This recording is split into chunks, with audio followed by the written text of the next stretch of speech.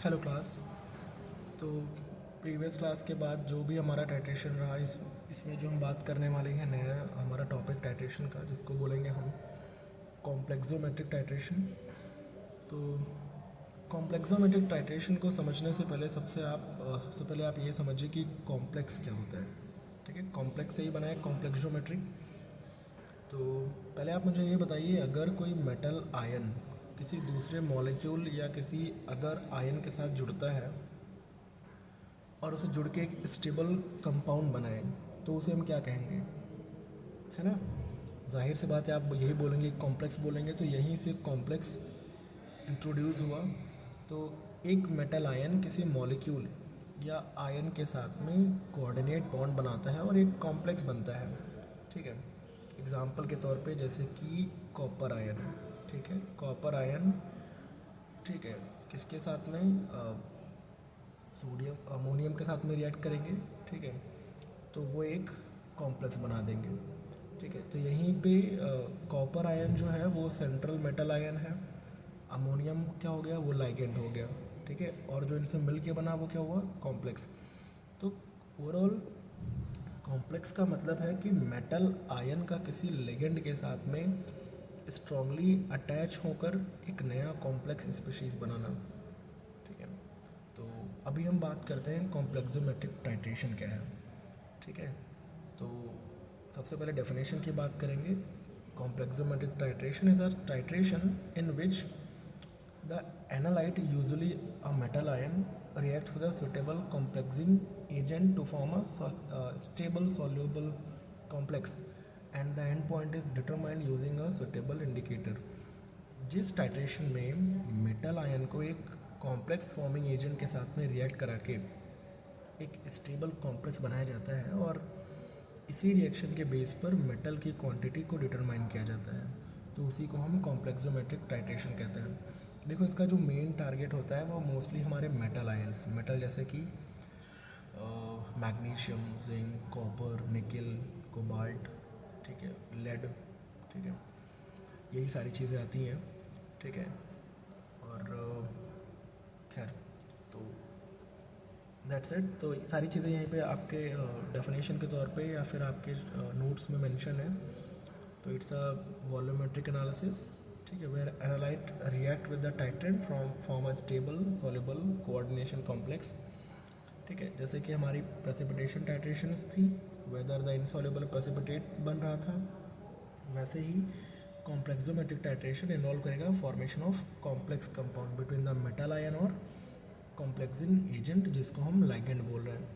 So the most commonly complexing agent, ठीक है, EDTA हमारा है, जो एक स्टेबल 1:1 कॉम्प्लेक्सेस बनाएगा, जो with most metal ion regardless of their charge. तो खैर, तो मैंने आपको बताया कि इस टाइट्रेशन में एक्सटेंसिवली हम यूज़ करते हैं quantitative estimation of metal ion, जैसे कि calcium, magnesium, zinc, copper, iron, निकल, कोबाल्ट, लेड, मैंगनीज, या फिर बहुत सारे अदर्स जो भी हैं। ठीक है, ओके। अभी जो हम नेक्स्ट बात करेंगे which is the principle of complexometric titration. देखो, इसके प्रिंसिपल की बात करें, सबसे इम्पोर्टेंट प्रिंसिपल यही है कि a metal ion reacts with the suitable ligand to form a stable soluble complex. अगर हम मेटल आयन को M और लेगेंड को L मान लें, चलो मैं आपको एक एग्जांपल के तौर पे थोड़ा सा इजी तरीके से समझाने की कोशिश करता हूँ यहाँ पे। तो मैंने आपसे क्या कहा कि अगर हम मेटल आयन को M मान लेते हैं, मान लो हमारा सैंपल क्या है, मेटल आयन ये M, ठीक है, और हम लाइगेंड को L मान ले रहे हैं। ठीक है, तो जब कोई लाइगेंड और मेटल आयन रिएक्ट करेगा तो क्या बनाएगा, एक कॉम्प्लेक्स, जिसको हम शॉर्ट में ML बोलते हैं। अगर मेटल आयन की जो चार्ज और लाइगेंड की जो नेचर को हम यहाँ पे दिखाएं, ठीक है, ठीक है, अगर हम मेटल आयन की चार्ज या इसके कुछ अलग तरीके से हम इसके नेचर की बात करें, ठीक है, तो यहाँ पे मैंने ये बनाया एंड ये मैंने इसके ऊपर चार्ज लगा दिया, ठीक है, और हमारा लाइगेंड, ठीक है। तो कॉम्प्लेक्सोमेट्रिक टाइट्रेशन में हम नॉन कॉन्सेंट्रेशन वाले कॉम्प्लेक्सिंग एजेंट को धीरे धीरे मेटल कंटेनिंग सॉल्यूशन में ऐड करते हैं। जब पूरा मेटल आयन कॉम्प्लेक्स में कन्वर्ट हो जाता है तब एक एंड पॉइंट आता है, ठीक है। अगर आप एक जनरल रिएक्शन की बात करें, देखो कॉम्प्लेक्सोमेट्रिक टाइट्रेशन में सबसे इम्पॉर्टेंट रिएक्शन इसके साथ में होती है EDTA, ठीक है। EDTA सॉल्यूशन के साथ में मेटल आयन को हम ये जो मैंने M लिखा हुआ है, ठीक है, ठीक है, मेटल आयन को हम मेटल इस और EDTA को हम एक तरीके से Y मान लेते हैं। चलो ठीक है, एक रिएक्शन में और आपको आगे दिखा रहा हूँ यहाँ पे। चलो हमने सेम तरीके से मेटल को ये प्लस हमने EDTA को हम क्या मान ले रहे हैं, EDTA को हमने मान लिया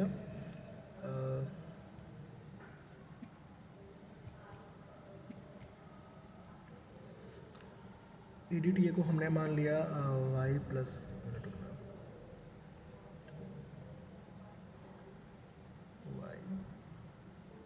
माइनस, ठीक है, ये मान लिया। जब ये रिएक्ट करेंगे तो क्या बनाएंगे,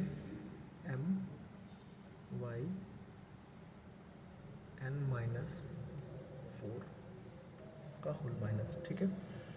तो सबसे बेसिक रिएक्शन एक यहाँ से आएगी, ठीक है। लेकिन एक अगर हम जनरल रिएक्शन की बात करें एक तरीके से, और चलो एग्जांपल ले ले रहे हैं यहाँ पर, मैं आपको काफ़ी एग्जांपल्स यहाँ पर दे रहा हूँ। एक ये हमारा एक कोर फॉर्मूला हो गया, ठीक है। तो जैसे हम कह रहे हैं कि यहाँ पे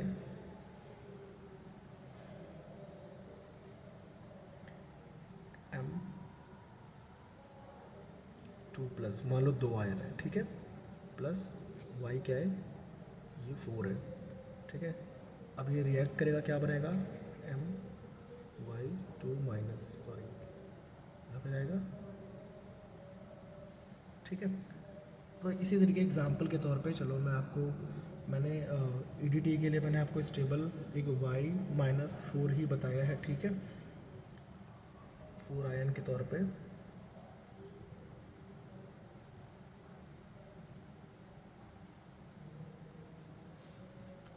चलो एग्जांपल के तौर पे हमने मान लो कि हमने क्या ले लिया, कैल्शियम आयन Ca2 प्लस, ठीक है।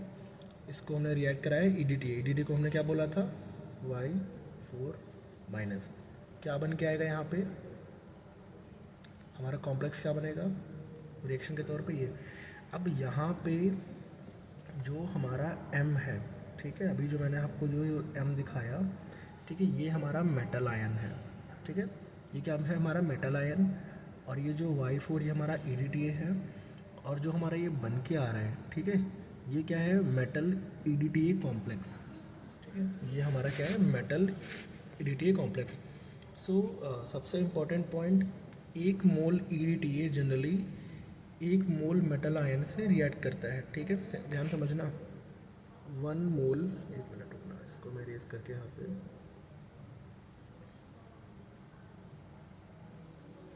ठीक है, क्या मैंने बोला, 1 मोल EDTA क्या करेगा, रिएक्ट करेगा इसके साथ में 1 मोल मेटल आयन के साथ में, ठीक है। तो 1 मेटल, अब इसे आप समझिए, 1 मेटल रेशियो 1 EDTA, ठीक है, 1 मेटल रेशियो 1 EDTA, यानी कॉम्प्लेक्सोमेट्रिक टाइट्रेशन में EDTA की सबसे बड़ी खासियत यही है कि इसका 1:1 मैंने आपको पहले बताया था। 1:1 का मतलब क्या है कि ये किस फॉर्म में होगा, स्टोइशियोमेट्रिक रिएक्शंस विद मेटल आयन, ठीक है। तो चलो ठीक है, वापस आते हैं अपने हम नोट्स पे। इस चीज़ को अगर मैं आपको नॉर्मली ऐसे बता तो शायद आप कंफ्यूज होते हैं, ठीक है। तो इसीलिए प्रिंसिपल इसका इस पे बेस्ड है। Principle of complexometric titration is based on formation of stable water soluble coordination complex between metal ion and chelating agent. EDTA क्या है, एक चिलेटिंग एजेंट है। ड्यूरिंग द टाइट्रेशन जो ligand denotes donates one or more pairs of electron to the metal ion forming coordinate covalent bond। EDT is the most commonly used ligand क्योंकि contain करता है 6 donor atom and can bind strongly to a metal ion और produce करेगा एक stoichiometric stable complex 1:1 metal EDTA complex जो आप देख रहे हो। ठीक है, तो खैर यही सारी चीज़ें मैंने आपको प्रिंसिपल के तौर पे बताई, एग्जाम्पल बताया। जनरल रिएक्शंस भी देखो, अब EDTA को इसीलिए मैंने क्या बोला था, एक तरीके से हम इसको मान ले रहे हैं Y4, वरना आप कंफ्यूज होते, बहुत बड़ी रिएक्शन जाती है, इसीलिए मैंने आपको इसको एक शॉर्ट में बोला कि आप इसको आप इसको क्या मान लें, ठीक है, N+ मान लें इसको या 2+ मान लें। ठीक है, इसको मैंने बोला था Y1-। ठीक है, तो क्या रिएक्शन आएगा My, ठीक है, N-4। ठीक है, कुछ मैंने इस तरीके से आपको बताया था, आप ताकि आप इजीली अंडरस्टैंड कर सकें। ठीक है, वेल, तो अभी जो हम नेक्स्ट बात करेंगे, ठीक है, कि क्यों यहाँ पे ज़रूरत पड़ी। ठीक है, थ्योरी के बारे में थोड़ा सा रुक के बात करेंगे हम इसके। ठीक है, वैसे हमने थ्योरी के बारे में बात कर ही लिया है। ठीक है, अभी थोड़ा सा बात करें नीड फॉर कॉम्प्लेक्सोमेट्रिक टाइट्रेशन के लिए। ठीक है, थ्योरी हमने आपको अभी बताई थी, वही वाली थ्योरी है। ठीक है, coordination chemistry, metal ion process covalent ion जो एक्सेप्ट करेंगे इलेक्ट्रॉन्स पेयर्स को फ्रॉम लिगेंड से। ठीक है, वेल, तो जो हमारा नेक्स्ट है ये है नीड फॉर कॉम्प्लेक्सोमेट्रिक टाइट्रेशन। देखो ये क्वेश्चन एग्ज़ाम में कई बार कॉन्सेप्चुअल तरीके से यूज़फुल है।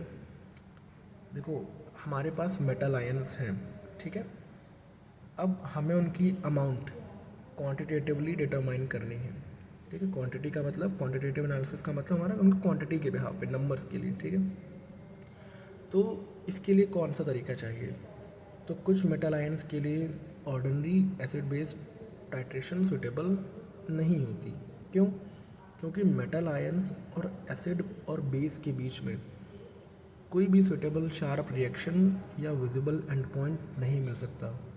इसीलिए एक ऐसा रिएजेंट चाहिए जो मेटल आयंस के साथ में स्ट्रांगली रिएक्ट करे, एक स्टेबल कॉम्प्लेक्स बनाए, रिएक्शन हमारी प्रेडिक्टेबल हो और क्वांटिटेटिव डिटर्मिनेशन पॉसिबल हो और क्लियर एंड पॉइंट दे। तो इस पर्पस के लिए कॉम्प्लेक्सिंग एजेंट्स, स्पेशली EDTA, ये बहुत यूज़फुल है। ठीक है, तो इसीलिए हमने बात किया था EDTA की। अभी हम बात करेंगे इसकी ऑब्जेक्टिव्स की। ठीक है, ऑब्जेक्टिव्स क्या होंगे कॉम्प्लेक्सोमेट्रिक टाइट्रेशन के। कॉम्प्लेक्सोमेट्रिक टाइट्रेशन में मेन ऑब्जेक्टिव्स हैं कि मेटल आयंस की जो क्वांटिटेटिव एस्टिमेशन, किसी सॉल्यूशन में मेटल आयन के एग्जैक्ट या अप्रोप्रिएट अमाउंट को डिटरमाइन करना इसका मेन ऑब्जेक्टिव है। ठीक है, कॉन्सेंट्रेशन ऑफ मेटल आयंस। दूसरा कॉन्सेंट्रेशन को डिटरमाइन करना, जैसे कि कैल्शियम आयन है, मैग्नीशियम आयन है या जिंक आयन है।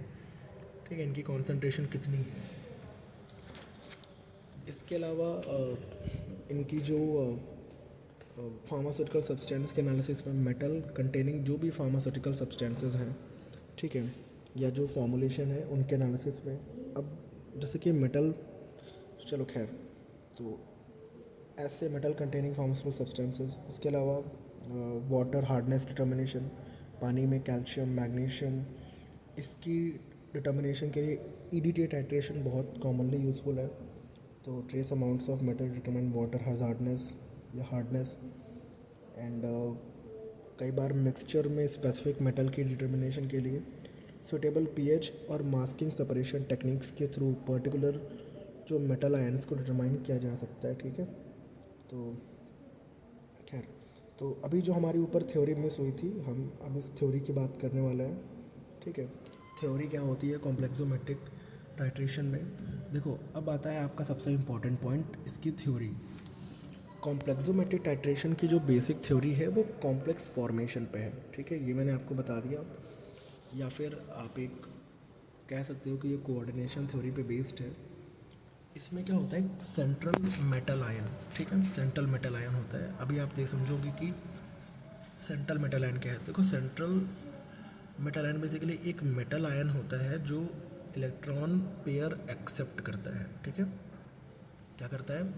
इलेक्ट्रॉन के पेयर्स को एक्सेप्ट करता है। सेंट्रल मेटल आयन हमारा हो गया। दूसरा जो हमने अभी बात किया वो दूसरा क्या था? वो है लाइगेंड। लाइगेंड एक ऐसा मॉलिक्यूल या एक ऐसा आयन होता है जो मेटल आयन को इलेक्ट्रॉन पेयर डोनेट करेगा। तो डोनेट कौन करेगा? लाइगेंड। एक्सेप्ट कौन करेगा? सेंट्रल आयन, ठीक है। अब एक कोऑर्डिनेट बॉन्ड बनता है। अब कोऑर्डिनेट बॉन्ड क्या होता है? लाइगेंड अपने लोन पेयर ऑफ इलेक्ट्रॉन को मेटल आयन के साथ में शेयर या डोनेट करता है, इसी को हम एक कोऑर्डिनेट बॉन्ड कहते हैं, ठीक है। एक बार वापस से बता दूं, लाइगेंड अपने लोन पेयर ऑफ इलेक्ट्रॉन को मेटल आयन के साथ में शेयर या डोनेट करता है, इससे क्या बनता है? एक कोऑर्डिनेट बॉन्ड बनता है। अब ये तीन चीज़ें हमने समझा इसमें, सेंट्रल मेटल आयन, लाइगेंड और कोऑर्डिनेट बॉन्ड। अब लाइगेंड क्या होता है? ठीक है, बहुत एक इजी एग्जांपल समझो। लाइगेंड समझ लो कि मेटल को पकड़ने वाला एक मॉलिक्यूल या फिर एक आयन। क्या है ये? मेटल को पकड़ने वाला मॉलिक्यूल या फिर आयन, ठीक है। तो chemically ligand is an ion or molecule capable for donating one or more electron pairs to a central metal ion to form coordinate bonds. Example के तौर पे लाइगेंड में क्या क्या हो सकता है? अमोनिया, ठीक है, साइनाइड, क्लोराइड आयन, EDTA, ठीक है, ये सारी चीज़ें। अब डेंसिटी क्या होती है? डेंसिटी समझ लो, या डेंटिसिटी, ठीक है। डेंटिसिटी समझना एक EDTA को समझने का एक इम्पॉर्टेंट फैक्टर है। लाइगेंड मेटल आयन के साथ में कितने डोनर एटम से अटैच होता है, इसी को हम डेंटिसिटी बोलते हैं। फिर से समझ लो, लाइगेंड मेटल आयन के साथ में कितने डोनर एटम से अटैच होता है, इसी को हम डेंटिसिटी कहते हैं। अब इसमें मोनोडेंटेड लाइगेंड आते हैं, ठीक है। अब आप यहाँ पे जो देख रहे हो फर्स्ट लाइन में, EDTA is a hexadentate ligand, ठीक है। इसीलिए मैंने आपको पहले डेंटिसिटी समझाने की कोशिश किया। मोनोडेंटेट का मतलब एक डोनर एटम से अटैच, एग्जाम्पल के तौर पे NH3, ठीक है। बाइडेंटेट का मतलब दो डोनर एटम से अटैच, ठीक है। पॉलीडेंटेट का मतलब कई डोनर एटम से अटैच। और EDTA ये हेक्साडेंटेड लाइगेंड होता है। देखो, EDTA थ्योरेटिकली 6 डोनर एटम के थ्रू मेटल आयंस को बाइंड कर सकता है, और यही EDTA को बहुत इफेक्टिव कॉम्प्लेक्सिंग एजेंट बनाता है। इसीलिए EDTA स्पेशल है, और EDTA को हम हेक्साडेंटेट लाइगेंड बोलते हैं। डेंटिसिटी एक बार वापस से समझ लीजिए आप। लाइगेंड मेटल आयन के साथ में कितने डोनर आइटम से अटैच होता है, ठीक है, इसी को हम डेंटिसिटी बोलते हैं। तो अब EDTA बोल दिया, आपको पहले समझ में आएगा। थ्योरेटिकली 6 डोनर आइटम के थ्रू मेटल आयन से बाइंड कर सकता है, इस वजह से इसको हम हेक्साडेंटेड लाइगेंड बोलते हैं, ठीक है। EDTA को हम चिलेटिंग एजेंट बोलते हैं, इसीलिए हम समझ लो चिलेशन क्या होता है। चिलेशन, देखो, चिलेट क्या होता है, सबसे पहले चिलेट समझते हैं। जब एक मल्टीडेंटेट लाइगेंड एक ही मेटल आयन को मल्टीपल डोनर एटम के थ्रू पकड़ता है, जब एक मल्टीडेंटेट लाइगेंड एक ही मेटल आयन को मल्टीपल डोनर एटम्स के थ्रू पकड़ता है, तो एक रिंग लाइक स्ट्रक्चर बन सकती है, इसे हम चिलेशन कहते हैं, और रिजल्टिंग कॉम्प्लेक्स को हम चिलेट कॉम्प्लेक्स कहते हैं, ठीक है। मीन्स कि EDTA मेटल को एक हाथ से नहीं बल्कि कई पॉइंट से पकड़ता है, ठीक है। इसीलिए EDTA के मेटल कॉम्प्लेक्सेस बहुत स्टेबल होते हैं। तो एक क्लासरूम एनालॉजी के तौर पे समझते हैं, अगर किसी चीज़ को एक हाथ से पकड़ेंगे तो आसानी से छूट सकती है, लेकिन अगर उसे हम कई हाथों से पकड़ लिया जाए तो ज़्यादा फॉर्मली हमारे पकड़ में रहेगी। तो EDTA मेटल आयंस को इसी तरीके से मल्टीपल पॉइंट से पकड़ता है, ठीक है। तो हमारा ये हो गया। अभी हम तो ये हमारी इसकी ओवरऑल थ्योरी हो गई, आप बस इतना समझिए, ठीक है। अब इसमें होता क्या है कि stability of complex is express by the formation या स्टेबिलिटी कांस्टेंट, ठीक है। तो स्टेबिलिटी ऑफ कॉम्प्लेक्स क्या है, सबसे पहले आप ये समझिए कि कॉम्प्लेक्सोमेट्रिक टाइट्रेशन में सिर्फ कॉम्प्लेक्स बनना इनफ नहीं है, ठीक है। कॉम्प्लेक्स स्टेबल भी होना चाहिए। क्यों? क्योंकि अगर कॉम्प्लेक्स अनस्टेबल होगा तो मेटल आयन वापस सॉल्यूशन में आ सकता है और एक्यूरेट टाइट्रेशन नहीं हो पाएगी। ठीक है, इसीलिए soluble complex formation is essential for accurate complexometric titration. EDTA इसी वजह से बहुत ज़्यादा इम्पॉर्टेंट है। ठीक है, तो अब आते हैं ईडीटीए पे। ईडीटीए का फुल फॉर्म क्या है? Ethylene diamine tetra acetic acid. ठीक है, ethylene diamine tetra acetic acid short form में ईडीटीए। इसका जो केमिकल फार्मूला है ये है C10H16N2O8। ठीक है, C10H16N2O6। ईडीटीए बेसिकली एक इम्पॉर्टेंट चिलेटिंग एजेंट है। ये मेटल आयन्स के साथ में वेरी स्टेबल कॉम्प्लेक्सेस बनाता है, बहुत स्टेबल कॉम्प्लेक्सेस बनाता है। ठीक है, तो ईडीटीए के स्ट्रक्चर्स को समझो। ईडीटीए मॉलिक्यूल में 2 नाइट्रोजन डोनर एटम्स आपको मिलेंगे। 1 मिनट रुकना, ठीक है, पहले मैं इसको बना के दिखा दूँ आपको। अभी मैंने आपको क्या बोला, ईडीटी का जो फॉर्मूला है ये क्या था? ठीक है, C10H16N2O8। ठीक है, ये किसका फॉर्मूला है? EDTA। ठीक है, एथाइलिन डायमीन टेट्राएसिटिक एसिड। अब देखो इसके स्ट्रक्चर को कैसे समझाएं। ठीक है, सबसे पहले ये समझो कि ईडीटीए मॉलिक्यूल में 2 नाइट्रोजन डोनर एटम्स हैं। ठीक है, आप समझे यहाँ पे कितने आपको दिख रहे हैं?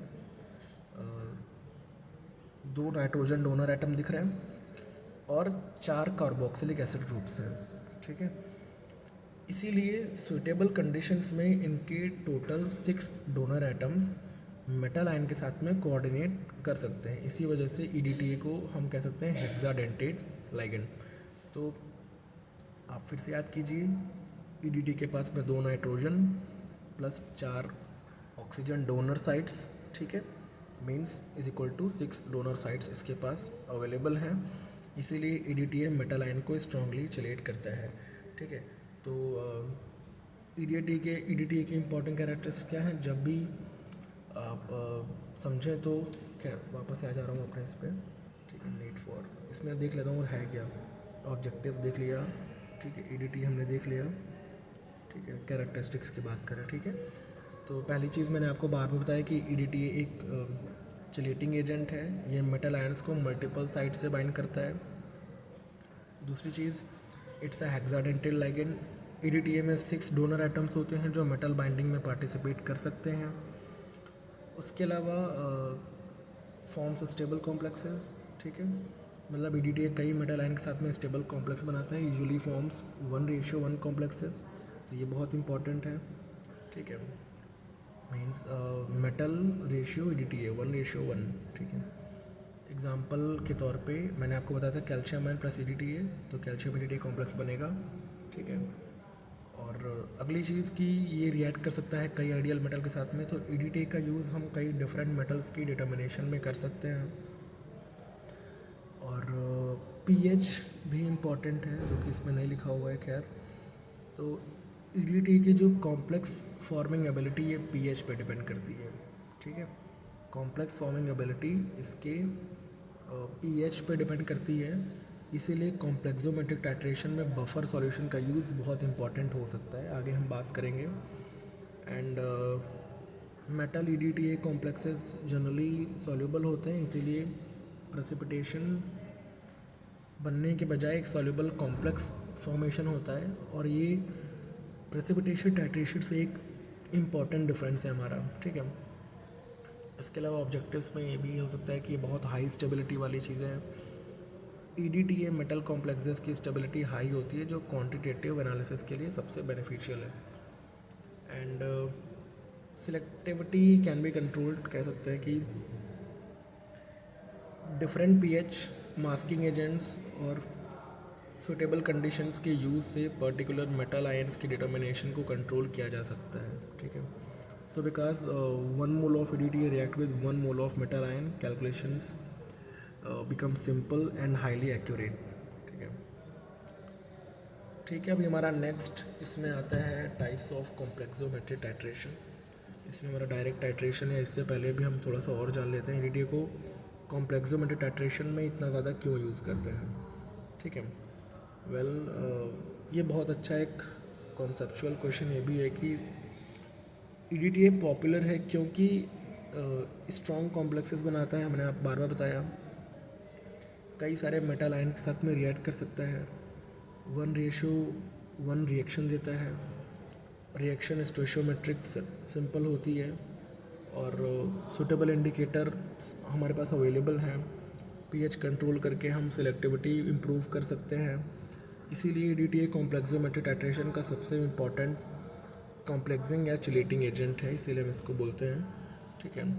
तो कॉम्प्लेक्सोमेट्रिक टाइट्रेशन में EDTA का बेसिक रोल यही कि सिंपल स्टोरी तरीके समझो कि मान लो सॉल्यूशन में कैल्शियम आयन है, हम चाहते हैं कि कैल्शियम आयन की अमाउंट हमें पता चल जाए, तो हमने क्या किया, ब्यूरेट में EDTA सॉल्यूशन लिया, फिर कैल्शियम और EDTA को रिएक्ट कराया, EDTA धीरे धीरे कैल्शियम को बाइंड करता जाता है, जब सारा कैल्शियम आयन EDTA से बाइंड हो जाए तो एक इक्विवेलेंस पॉइंट आता है, सूटेबल इंडिकेटर के कलर चेंज से हम एंड पॉइंट डिटेक्ट करते हैं, फिर जितना EDTA कंज्यूम हुआ उससे हम कैल्शियम आयन की क्वांटिटी कैलकुलेट कर सकते हैं, ठीक है। तो कॉम्प्लेक्सोमेट्रिक टाइट्रेशन का पूरा कॉन्सेप्ट एक फ्लो में आपको बता दे रहा हूँ, ठीक है। मेटल आयंस हमारे सैंपल में प्रेजेंट होंगे, ठीक है। अभी आप इस पर मत देखो, आपके स्क्रीन पे तो कुछ नहीं मिलने वाला है, ठीक है, काम का। मेटल आयंस हमारे सैंपल में प्रेजेंट होंगे, ठीक है, ऐड करेंगे उसमें कॉम्प्लेक्सिंग एजेंट, ठीक है। अब उसके बाद क्या करेंगे, कॉम्प्लेक्सिंग एजेंट हमारा क्या है, EDTA। अब मेटल और EDTA का कॉम्प्लेक्स फॉर्म होगा, स्टेबल होगा, 1:1 complex, all metal ions consumed हो जाएंगे, इंडिकेटर कलर चेंज कर देगा और हमें एंड पॉइंट मिल जाएगा, ठीक है। तो calculate amount of metal ion यहाँ पे, और हमें उसकी कॉन्सेंट्रेशन या क्वांटिटी पता चल जाएगी, ठीक है। तो खैर प्रेसिपिटेशन टाइट्रेशन में इसका डिफरेंस क्या है, क्योंकि आपने अभी प्रेसिपिटेशन टाइट्रेशन समझा है, इसीलिए इसका कंपैरिजन थोड़ा यूज़फुल होगा। प्रेसिपिटेशन टाइट्रेशन इनसॉल्युबल प्रेसिपिटेट बनाता है, ठीक है, और कॉम्प्लेक्सोमेट्री में क्या होता है, सॉल्युबल कॉम्प्लेक्स बनता है। प्रेसिपिटेशन टाइट्रेशन में एग्जांपल हमने लिया था सिल्वर का क्लोराइड से रिएक्ट करा के सिल्वर क्लोराइड बना, उसमें मैंने आपको बताया था जो हैलाइड आयंस होते हैं, स्पेशली क्लोराइड, ब्रोमाइड, आयोडाइड, है ना। और यहाँ पे क्या एग्जांपल में कैल्शियम आयन और EDTA, ठीक है। मेन रिएजेंट उसमें क्या था, सिल्वर नाइट्रेट AgNO3, यहाँ पे मेन कॉम्प्लेक्सिंग एजेंट क्या है, EDTA। उसमें हमें एंड पॉइंट प्रेसिपिटेट तौर पे मिल रहा था, ठीक है, इंडिकेटर से। और यहाँ पे यूजुअली मेटल आयन इंडिकेटर हम यूज़ कर रहे हैं, ठीक है। मेनली उसमें एनायंस हैलाइड की डिटर्मिनेशन थी, और इसमें मेनली मेटल आयन की डिटर्मिनेशन है। तो प्रेसिपिटेशन टाइट्रेशन में मेटल एनालाइट को प्रेसिपिटेट कराते हैं, जबकि कॉम्प्लेक्सोमेट्रिक टाइट्रेशन में मेटल आयंस को कॉम्प्लेक्स बनाकर हम बाइंड करते हैं, ठीक है। तो इस तरीके से हमारा ये जो ओवरऑल एक शुरुआत हुई हमारी कॉम्प्लेक्सोमेट्रिक टाइट्रेशन की। अभी जो नेक्स्ट क्लास में देखेंगे वो हम होंगे टाइप्स ऑफ कॉम्प्लेक्सोमेट्रिक टाइट्रेशन, से हम डायरेक्ट टाइट्रेशन के बारे में बात करेंगे, इसका प्रिंसिपल, ठीक है, बैक टाइट्रेशन क्या होती है, रिप्लेसमेंट टाइट्रेशन क्या होगी, एंड ओवरऑल काफ़ी चीज़ें हम इसमें देखने वाले हैं, ठीक है, बफर सॉल्यूशंस वगैरह की कैसे एक्ट करेंगे। सो दैट्स इट, इस क्लास को यहीं तक रखते हैं, बाकी मिलेंगे हम आपसे नेक्स्ट क्लास में। Thank you and welcome.